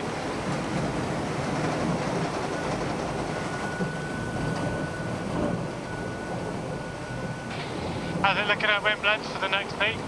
See right at the bottom, right? But looks good halfway up.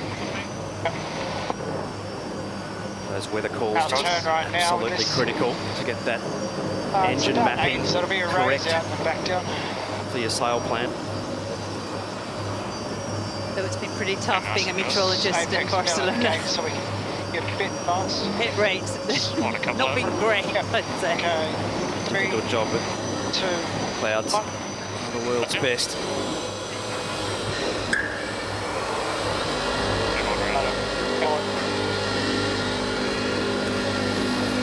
Nice to go straight for a while, yeah. Emirates Team New Zealand have now completed 50% of race number 8, and right now they are in control of this one. Up and over. Ripping one board around up there. Really, really big gust of pressure coming down that right-hand side of the course. So 36. What mode do you want in? 37 knots of boat speed at about 37 true wind angle, so incredible numbers. It's not looking quite as good over here this time, but still just safer, I think, just to go all the way. Trap. Up. 2, 1. Ineos Britannia powering into the bottom gate. 1, mate. Gee whiz, 40 odd knots flying around the mark. You gotta love technology. You gotta love AC-75s. Massive manoeuvre there for the British, just coming in with heaps and heaps of pace on there and that big pressure, leading both boards down to get the grip to actually turn that boat around the mark and apex that turn. Slightly better speed and VMG to the Kiwis. Let's go on board the chase boat for Emirates Team New Zealand. Coach Ray Davies joins us once again.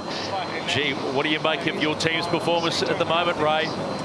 Oh no, look, they're going really well. I was sailing superbly. You know, these are conditions that sailors love sailing in. The shippy, puffy stuff. You hear the comms on board's fantastic. Andy and Blair chipping in a lot. really, really good, and you know, they're joining the dots and sailing in some really, really nice lanes. And one of the best pre-starts we've done, I think, that last one. So it's really, really good. Yeah, nice work. Good coaching, Ray. We're also enjoying the comms. I mean, it feels like Nathan is leading that discussion. How much have you worked on that? Look, yeah, a huge amount. You know, all the teams have got to work on that, and they've got a good little unit going there for sure. And, you know, you're hearing Andy and Blair chip in as well. So, yeah, it's letting, you know, all of them share that. Everyone gets a different view and perspective. So it's, you know, shared consciousness going on there, and it's really, really good to see. Okay, thanks, Ray.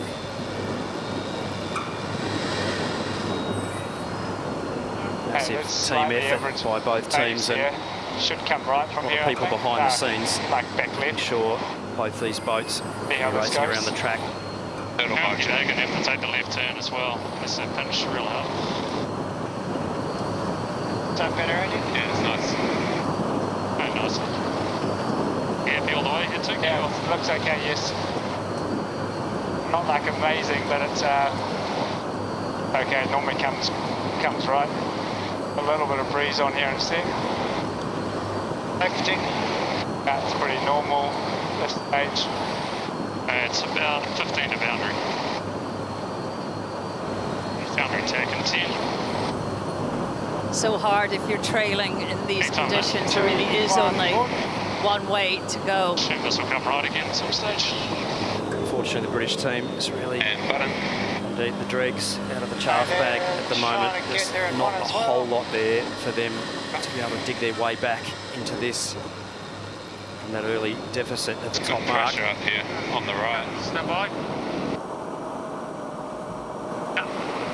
2, 1, forward. 2, 1, mate. Starting. Very well. 2, 1, go board. Should lay here. Little gains though, surely back to Ineos Britannia, so putting Emirates Team New Zealand well and truly in the crosshairs. They want to just minimise that distance and dig their way back in. Emirates Team New Zealand. That's another leg completed. Another leg closer towards a 6-2 lead. Still plenty of legs left in the tank in this one. Big push, you guys. Nice. Over the top didn't quite link up. Family just loving what they are seeing in the Kiwi corner here in Barcelona, which is parked right next door towards the base as Ineos Britannia round the mark and head down. Hey, 2, 1, 2 boys. 100. Oh, Windward heel they have to be careful of here. British team, nice catch. 30. 40. Okay, my trap. Need to jive there. This is the race committee. We are moving the windward gate, shortening to 1.55 nautical miles. Need to see a little bit more enthusiasm from the fans in there.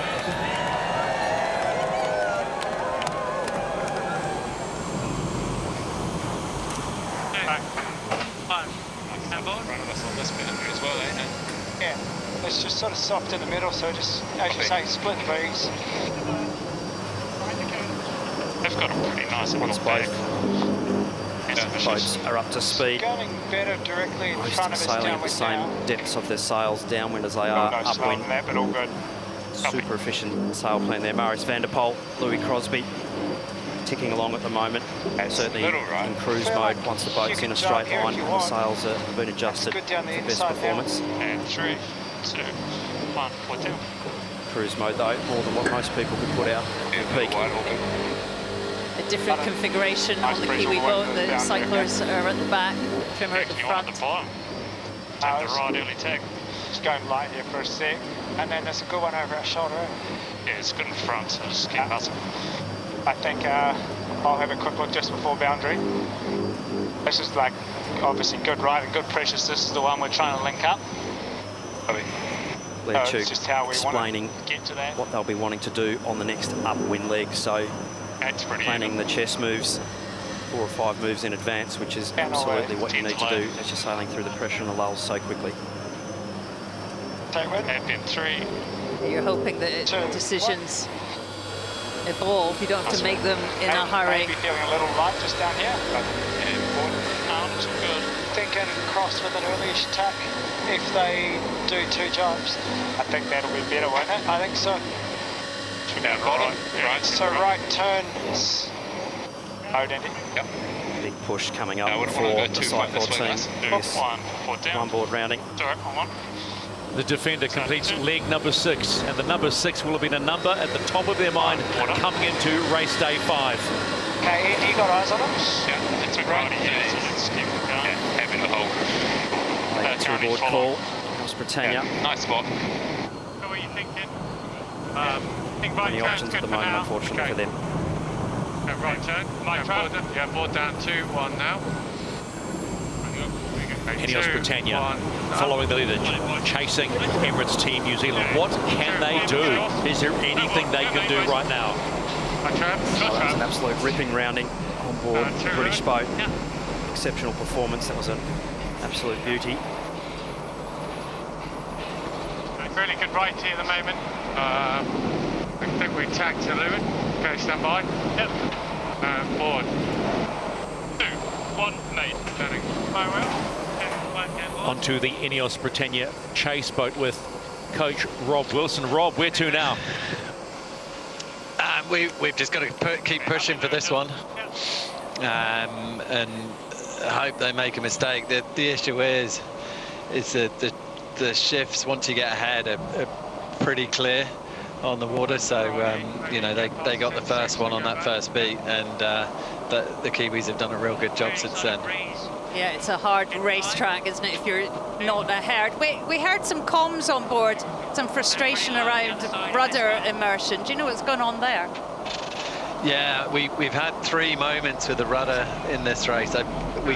We hit something, I think, on the first beat when they're on the right boundary.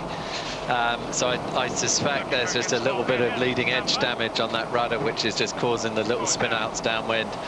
So they're just having to back off on the pitch a little bit. Thanks, Rob. Appreciate the time and insight, buddy. Thank you.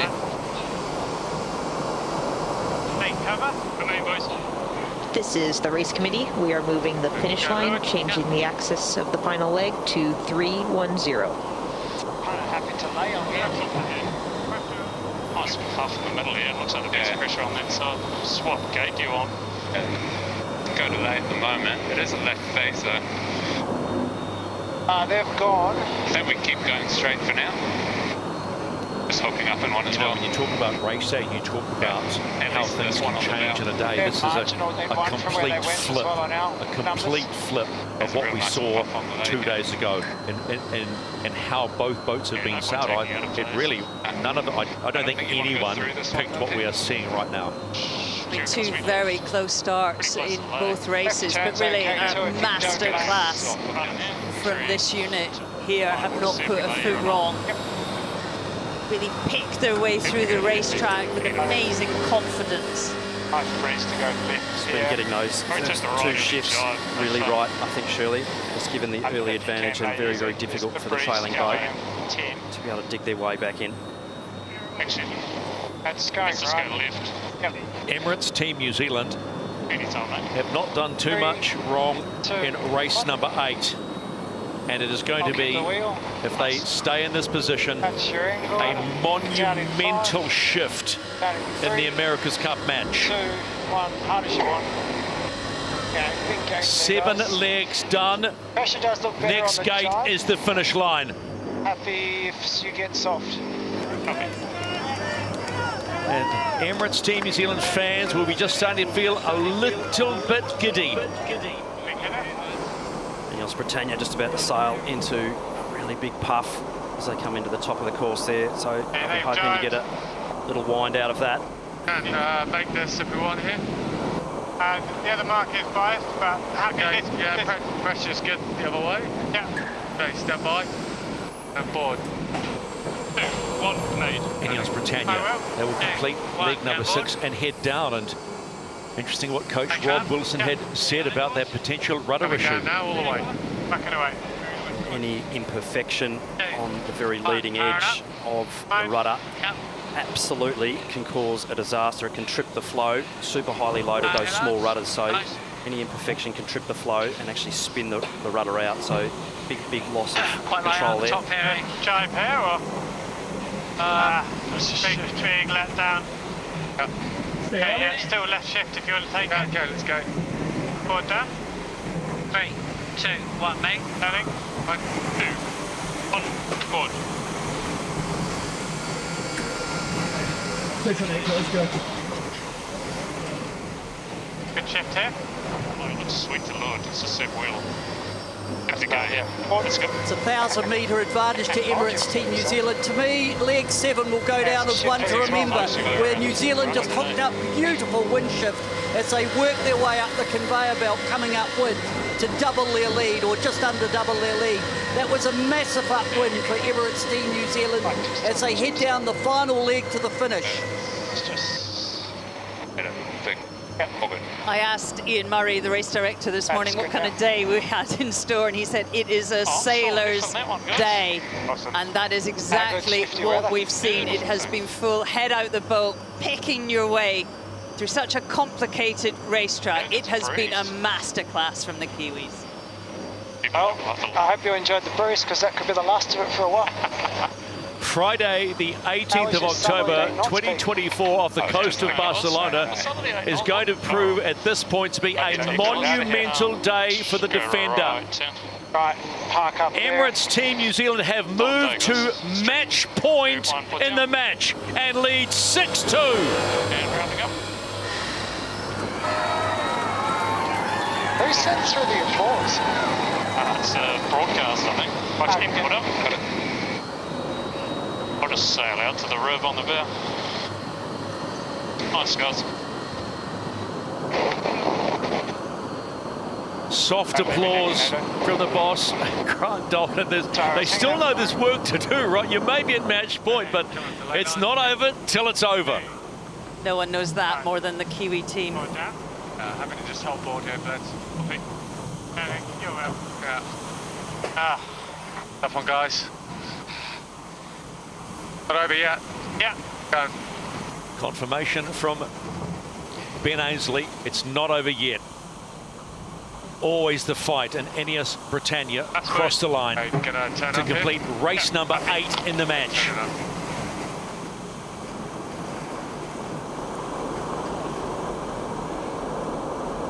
Do we want to drop sails? Confirmation of race 8 in the Louis Vuitton 37th America's Cup, race number 8, and a 55-second win to Emirates Team New Zealand. The Defenders are now one race win away from retaining the America's Cup.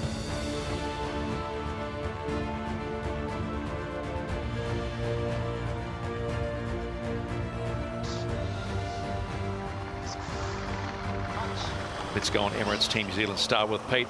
Huge day, Pete. You must be incredibly proud of the team. Yeah, it was nice to bounce back from a few small mistakes. All clear, Kelly. Sorry guys, back with you. Yeah, really nice to bounce back from a few mistakes the other day and put a couple of solid races on the board. Obviously completely different conditions to anything which we've raced in so far, and it was just awesome. Nice work, Pete. It looked like a fantastic day. How much were you enjoying that? Oh, we were loving it. Yeah, it feels a bit like a sou'wester off Takapuna. Super shifty. You had to use the modes a lot, and I mean the power team behind me just both sides of the yacht put in a huge stint both races to just give us heaps, and you just sent around the racetrack, and yeah, what awesome boats to be doing that in.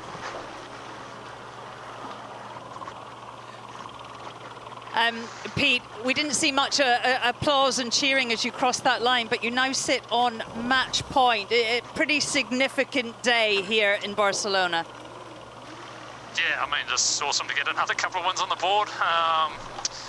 Yeah, nice to get it done today. It's obviously forecast looking pretty light for the weekend, so yeah, but I mean, for me, really proud with the way the team executed today.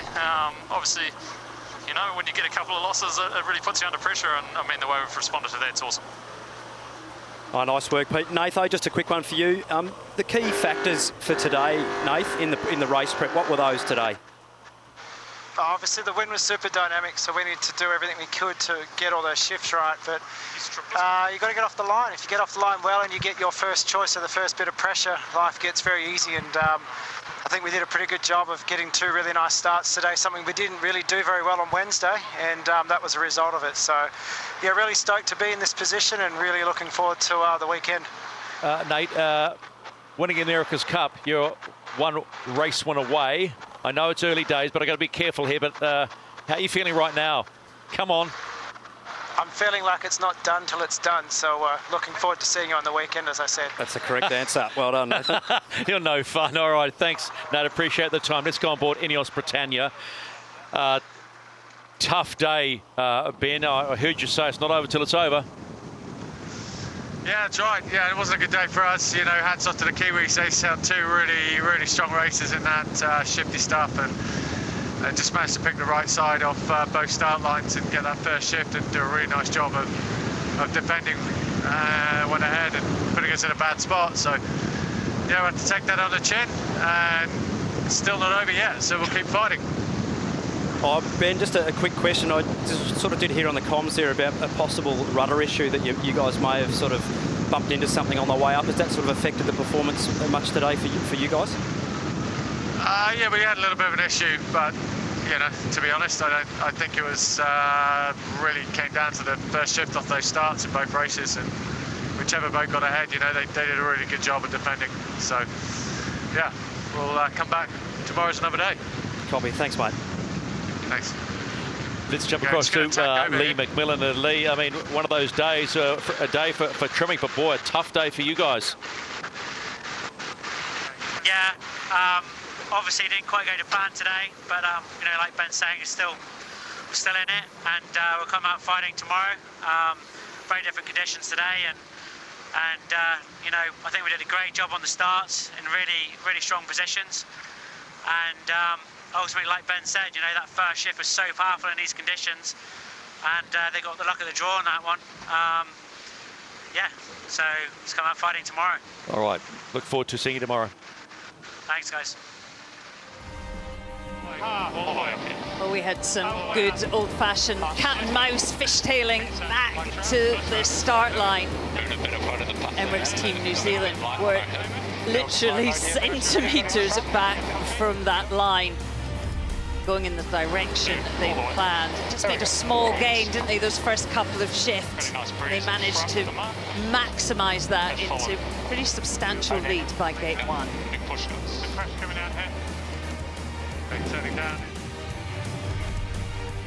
Well, from there, the Kiwis did a beautiful job of just staying in more pressure in the right shift, and really hard conditions for Ineos Britannia. Had that little touchdown at the top, maybe something not quite right with the rudder.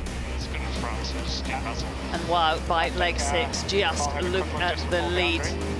Kiwis had sailed in more pressure, had really joined it all together very well. They didn't give room to the British outfit in any way. By gate 7, lovely clear comms, great decision making. Got to pick their track. And from there, the extended. Emirates Team New Zealand nearly over a kilometre ahead. They take the win and take the America's Cup to match point. Well, let's have a look at the key point. Both teams, they attacked and defended their approach to the line, wanting to get the advantage as soon as the clock went go. And Emirates Team New Zealand wanted to win the left-hand end, knowing that there was a gain on the first shift, and played that moment so well. When the gun fired, Pete Burling was only 1 metre away from the line. That is just 1/20th of a second between a good start and a foul. It's such a fine margin. And then they got it. They got that first shift, and of course then got the lead. From there, Emirates Team New Zealand could pick the shifts they wanted, and they never looked back. Having a look at some of the data here across the board, 0.2 of a knot faster top speed and better average speed, better upwind and downwind too for Emirates Team New Zealand. Their performance in that race really didn't leave that much room for Ineos to come back. Average VMG confirms that as well. A big win in terms of the scoreboard and a big performance as well. So it'll be tricky from here, but it's not over until it's over. You can look at some of the Cyclor numbers there, and Marius van der Poel absolutely ripping the cranks to pieces there. 1,243 watts as a peak power. Luke Parkinson also nearly 1,100 watts of peak power. So Cyclor team absolutely putting in massively in these changeable conditions. Brilliant job by all cyclists, both teams. Confirmation then that Emirates Team New Zealand, the defender of the Louis Vuitton 37th America's Cup, are on match point. It's gone to the water. Get a day's summary from Peter Lester. Peter, what do you make of the day? I think for the New Zealanders felt really comfortable in the conditions. It's a bit like sailing in the Waitemata Harbour or off the East Coast bays. And the way they selected their sail choices and worked the wind shifts, favoured side of the track, that right-hand side, and the boat performed beautifully. Alrighty, so that's Peter Lester on the water, which has turned out to be as Shirley quite rightly said, a significant day. And now what we'll be going through in the debrief in this camp of Ineos Britannia, how can they get back into the match? They're down by 4. It's a long way to go, but it's sport, and anything can happen when you roll out the next day.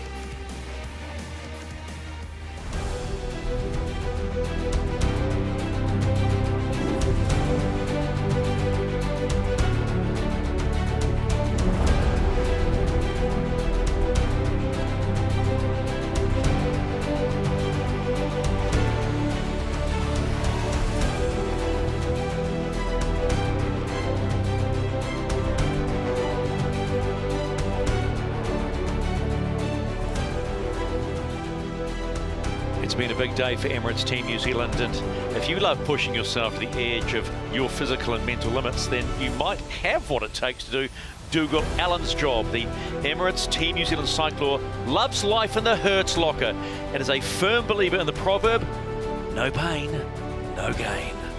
I'd consider myself part masochist, part sadist perhaps too. I do like to see my teammates and fellow competitors going through pain themselves. I'm Dougal Allen and I'm a cyclor for Emirates Team New Zealand. I've done multisport for about 15 years, primarily mountain biking, trail running, kayaking, rafting, abseiling. For me, multisport and adventure racing was always a way to get back to my primitive roots and put myself through some pain and suffering. Good. Number 2, Dougal Allen. The Coast to Coast is famous in New Zealand as our flagship endurance race. It crosses the South Island of New Zealand from the west side to the east side. I've won it a couple of times, and you need to suffer your way through physical pain for about the length of a day for most people. Okay. All right, it's on you. Give it heat, Dougal. I think the want to suffer is a non-negotiable as a cyclor. You need to not only be comfortable physically torturing yourself, but actually want it. Ultimately, the goal as a cyclor is to provide as much energy as possible. So the more we can want to put ourselves in an uncomfortable situation, the better we serve our purpose. Trialling for Team New Zealand, I don't ever remember being physically as exhausted as I was at the end of that test. For me, it was as deep as I've ever pushed myself physically, but we were getting one chance to score an opportunity to work with Emirates Team New Zealand for an America's Cup. Awesome, Dougal. Nailed it. Got to go. Good. I think there's a bit of euphoria associated with finishing a test and knowing that you've taken your body as close to death as you could probably take it. There's a huge amount of energy moving that boat around on the water, and we feel those G-forces when we're pedalling. So it's exhilarating. The physical toll of pedalling that boat is only surpassed by the exhilaration of feeling the boat fly across the water as fast as what it does. There's 9 of us, and I'm just in awe of all of them. The quality we all bring through success in our own different backgrounds is the ability to perform under pressure. got cyclists, we've got rowers, and that's partly because they're just big engines. When the America's Cup rolls around, everything that's been said and done to that point doesn't matter anymore. It's how you perform with the world watching. And so that's what I have such belief in with the teammates around me. This will be the first time I've represented my country officially. Probably never really dreamed that I would. Here I am, probably at the tail end of my career with the biggest opportunity I've ever had as a sports person. It's an opportunity I want to really capitalise on.